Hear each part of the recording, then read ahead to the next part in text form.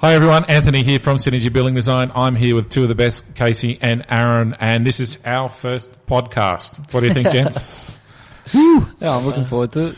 It's fun. So the idea of the podcast is to enlighten those of you out there who are looking to do a renovation or a new home. Hopefully in the future, our first one is just going to be us having a talk about a couple of topics today. In the future, we're hopefully looking at getting some experts in from other companies, town planners, certifiers, builders, you name it. We've got a long list of people that we want to have a chat to. Bring some ideas to you and hopefully help you on your journey moving forward through probably one of the biggest choices other than buying your own home, going through a renovation or building your house. Yeah.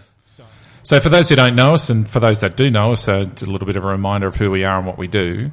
So for the last decade, we've been designing luxury renovations and new home designs and bringing basically our clients' dreams to life, really. Yeah, and on top of that, we've also done a few commercial projects. We've done multiple projects in New Zealand, which is really exciting. Yeah, we have a New Zealand office, so we kind of operate out of our space at Audley. But basically we do have a New Zealand office where we're doing a lot of work for the government over there at the moment, so yeah, which is fantastic. Well, gents, let's jump into it and talk about what the pandemic and the effect that it's having on the design and construction industry. Yeah, I think almost immediately after Scott Morrison's announcement, we saw a drop of at least 60% of our clients either putting their project on hold or just saying, look, we're not interested in finishing it because we're not going to have the funds anymore. Yeah, there was a general concern about what was happening and things like that. But what we've noticed in the last couple of weeks, and this is something that I've always maintained from the beginning, is that once people start feeling that this is the norm, then the industry will start bouncing back. But I mean, when I say bouncing back, it never really went anywhere anyway. It got a little bit quiet, but a lot of the clients are now rethinking their decisions, and the braver clients are actually pushing on, and we're actually seeing a lot of new clients coming on. So it's with people taking advantage of the pandemic. I should say they're taking advantage of the pandemic, but they're taking advantage of their time at home. Their time at home. Staying at home. Okay. Yeah, I thought it was interesting that it was kind of like a wave pushing through the industry, and we were at the forefront and noticed the hit first, but it was a couple of weeks before the certifiers and builders noticed it. And now as it's passed through, it's starting to pick back up again. Yeah, we're starting to see a definite change in people's mindsets and what they're doing, things like that. And as Aaron mentioned before, that the people spending a lot more time at the home and starting to realise that it's actually a really good time to jump on board and start planning, at least anyway, their next phase or their renovation or their new home design, things like that. And for all the reports that we're seeing, that even with personalised type of real estate agents are starting to see it all starting to come back as well, and the client and the buyers are starting to come back as well. So it's definitely we're definitely seeing a turnaround in the industry and how things are moving forward. It's only a matter of time when it starts getting really, really busy again. Yeah, I can only imagine renovations will get more popular. Home offices and things. Like, I think what this period of time will do is it'll show a lot of businesses that they can have more people working from home more often. Yeah, definitely. And how non-essential a full office space is. I mean, a lot of people we've spoken to are swapping to a hot desking alternative, or 3 days in the office, 2 days at home, or vice versa. I think they're still going to have offices. I think people are still going to have offices. It was probably just not the same size as what they're used to. Yeah. Because unless you're set up at home to work from home, get a renovation. Yeah. But I think I certainly did miss the office environment. I mean, working at home's good as far as time management and having more time in your day to do things before and after work. Even just that one day. Yeah, your travel time. and things like Made that. such a difference. But being in the office with a team, I think certainly does feel more productive.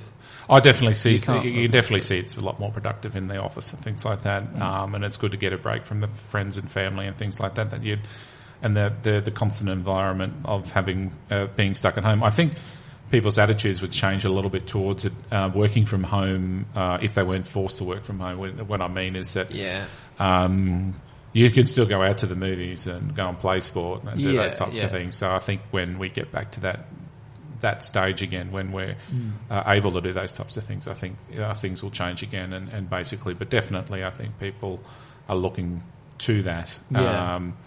Just so many businesses that wouldn't have thought it was even an option before. And this is forced to realisation. Well, correct too, and also to businesses and the way that we approach our clients as well now moving forward. I mean, essentially what you would traditionally have is somebody would ring up and they want to talk about their renovation or their new home, and then initially you would go and book just a face-to-face conversation with these people. Now the option's still there for people to do that, but now people are more than happy to entertain virtual tours of their own homes, but there's a lot more conversation happening prior to anything happening from a design sense. Or a face-to-face meeting in terms of phone conversations and virtual tours and Zoom calls before we actually get down to that track. So it has changed the industry a little bit. It'll be interesting to see that whether or not companies like ours will adopt that kind of approach moving forward, and I couldn't see why not, because instant access to a designer from a client's perspective and getting as much information even before we kind of head out there and have those face-to-face meetings to start a project. Yeah, definitely. Let's go. So let's.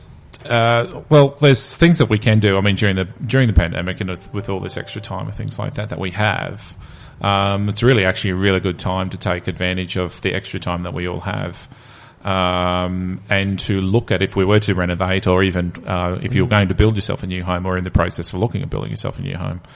It's a really good time to sit back and take stock of the things that are important to you, but so much more so with a renovation, is to really get to know and understand how the house is performing now and how it can be improved later on down the track. Yeah, so what's a number of things you think you could point out for people for when they are working from home and they're at home all day when they usually aren't, that they could look out for a new design?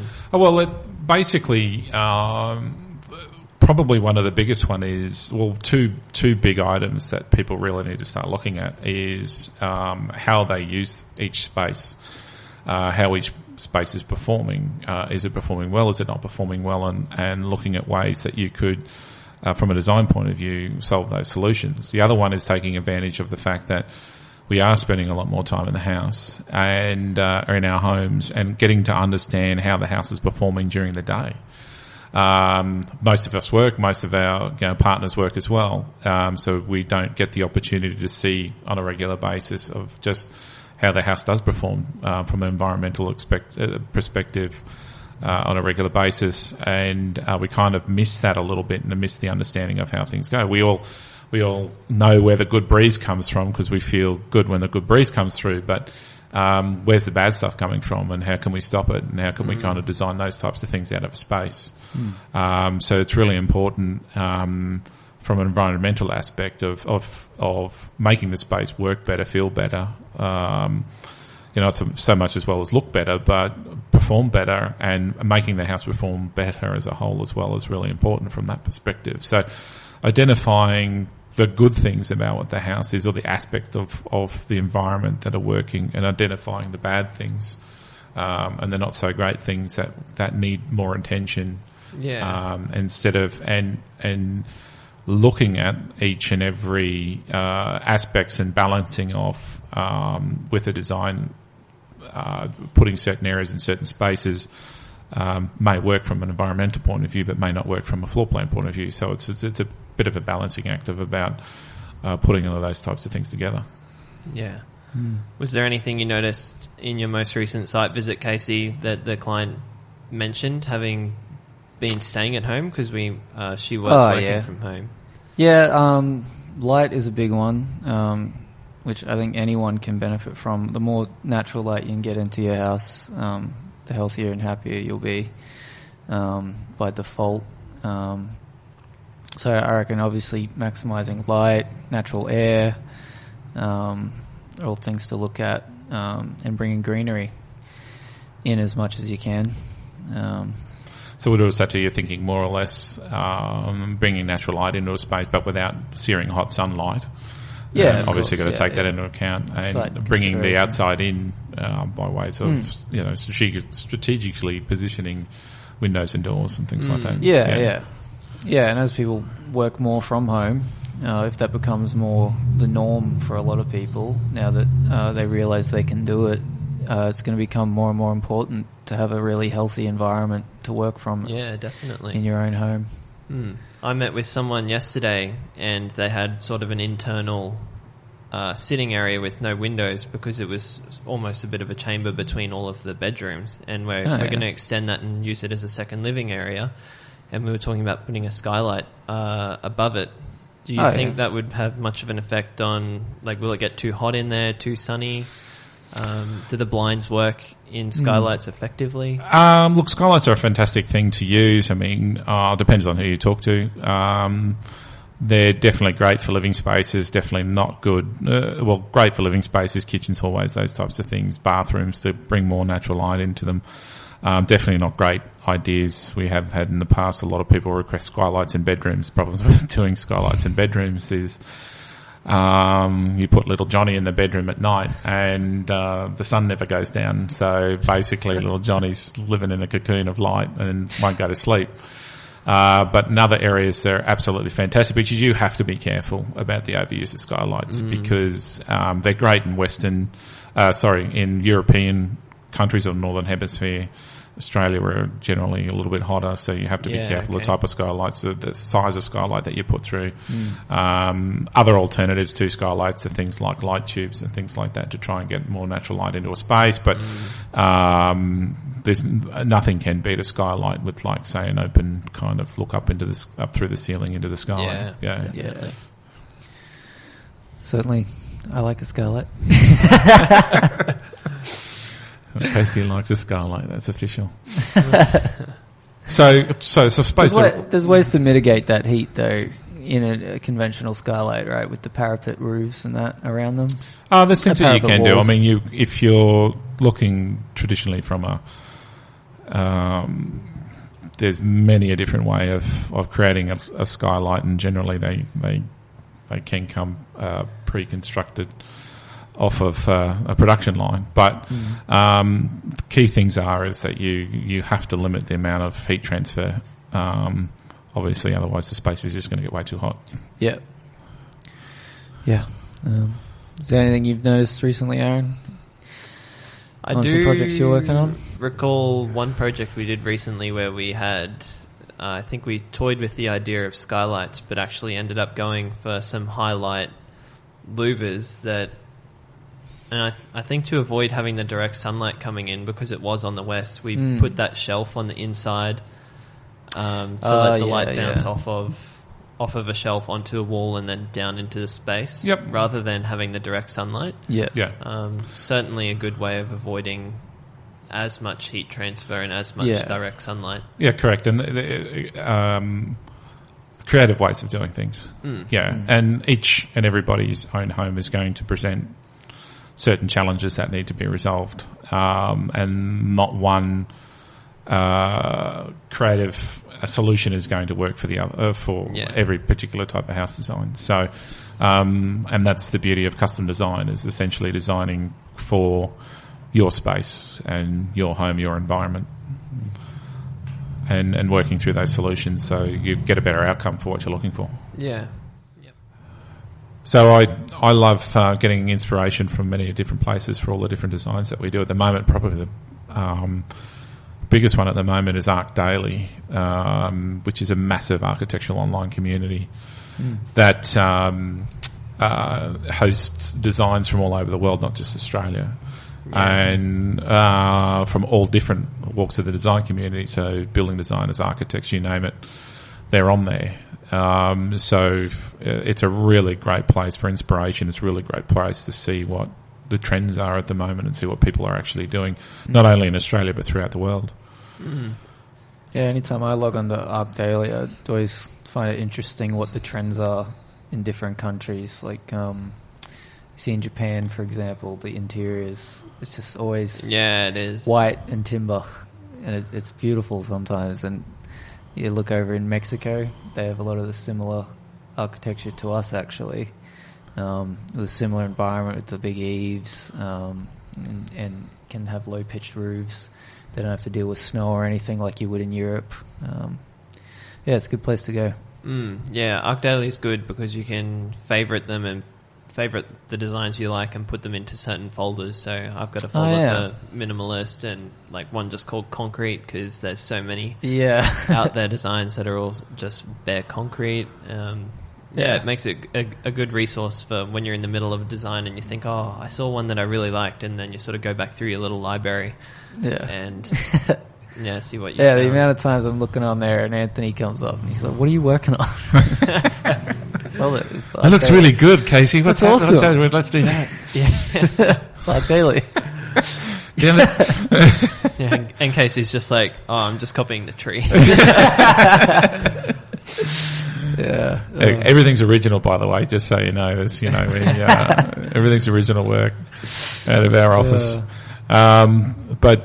So any other places, I mean, like, there's other really good places, like, I mean, obviously Google's one if you really want to look at certain specific, type in whatever you want and kind of get a response. Starting point. But you need to know what you're looking for. Yeah, even just Instagram. I mean, there's pages and pages and pages that have millions of followers. For architecture or lifestyle, and they post content multiple times a day, always new content, and that's a good place just to scroll past and have a look. Instagram's a bit specific too, I think, to the local community around us as well, just to see what people are doing and get some kind of direct inspiration. It's definitely a plus. Yeah, it's good following all of the local builders and even just the stories people post. You see, like RKB's on site building this house today, and 2 weeks later you go back on Instagram and you see, oh look, now the roof's on, and it's good just sort of seeing all the different stages that seeing people it come go to through. life. So we're going to drop out there tomorrow, I think, and have a look at the progress of Ryan's place. So and see how it's progressing. Things like that.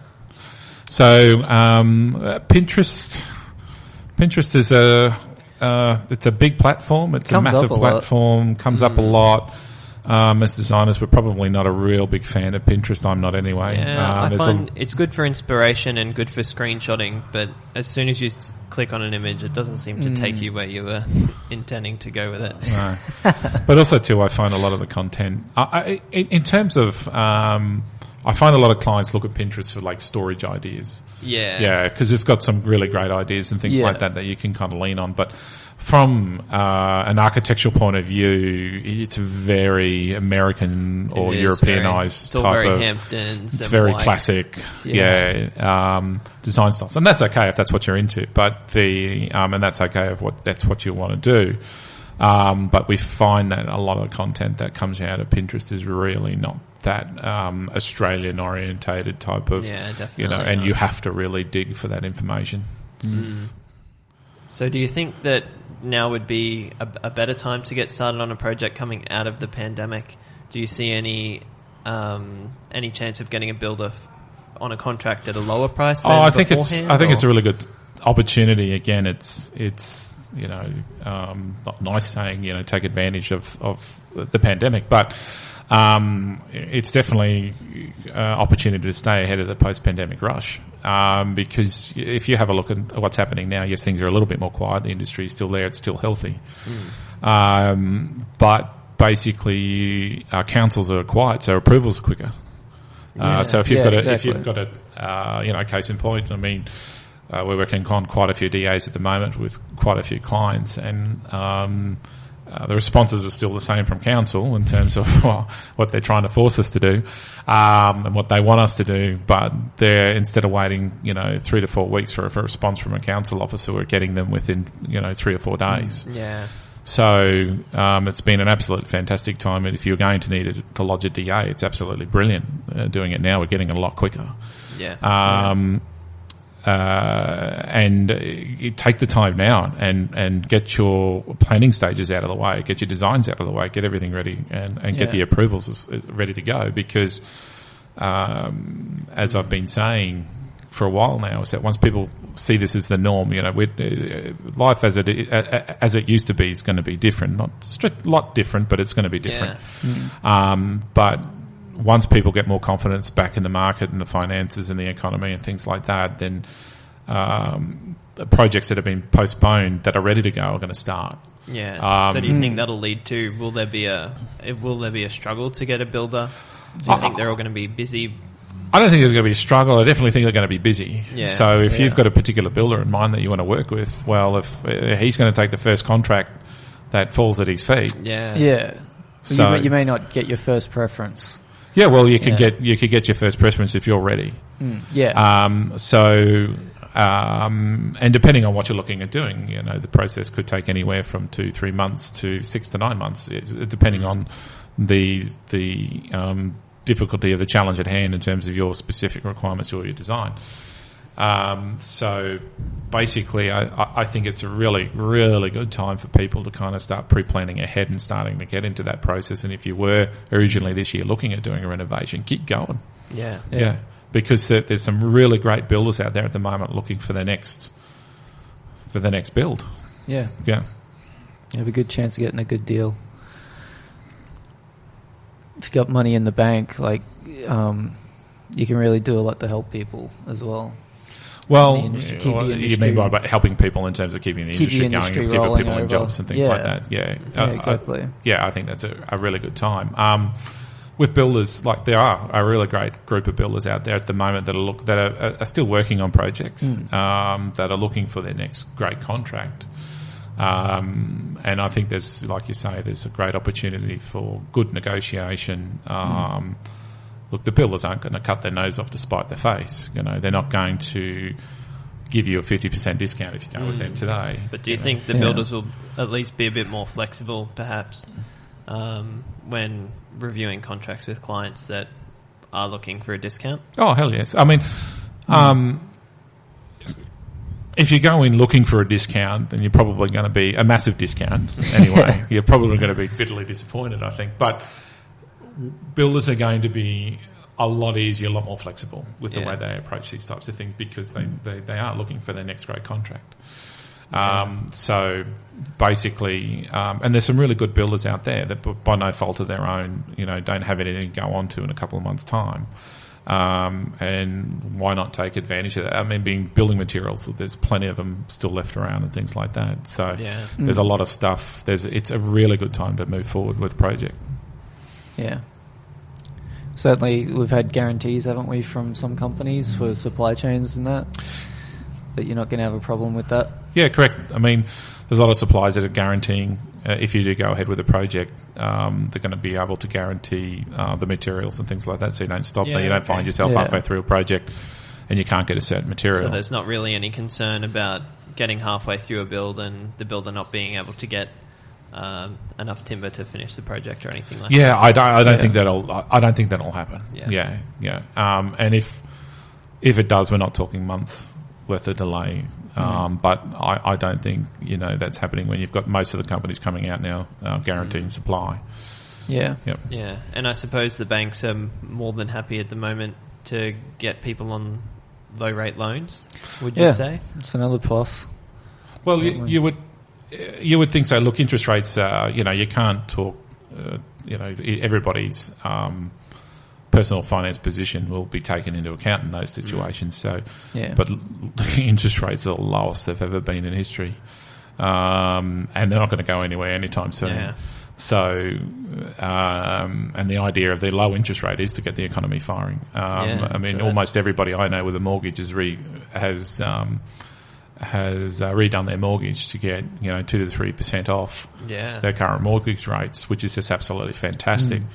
So just by refinancing your loan, people are finding the money to be able to do it. It's just absolutely there's so many pluses that if you are in a good financial position to be able to do this, now or in 6 months' time, that basically there's no reason why you wouldn't start that process and get ready to go for basically the post-pandemic rush of the construction industry. It's only going to get busier. We're seeing the signs. We're getting new clients every day. We're getting a lot of old clients certainly are firing up their projects again, and it's certainly picking up. Yeah, like we mentioned earlier, I think people are getting used to the fact of what's happening and just accepting it and getting back on with what they had in mind. Yeah. And there's a lot more confidence, I think, now that it's not going to be a complete disaster. I don't think it's going to be. I don't think it's going to be. There's a lot of positive. There's a lot of in a world full of negative at the moment. There's a huge amount of positives, and I think if you've got the courage, if you've got the finances, I think it's a fantastic time to get going. Yeah, definitely. Thanks, guys. That's it for this episode. If you like what you've seen, what you heard, tune in next week. There's going to be another one. Well, we hope. And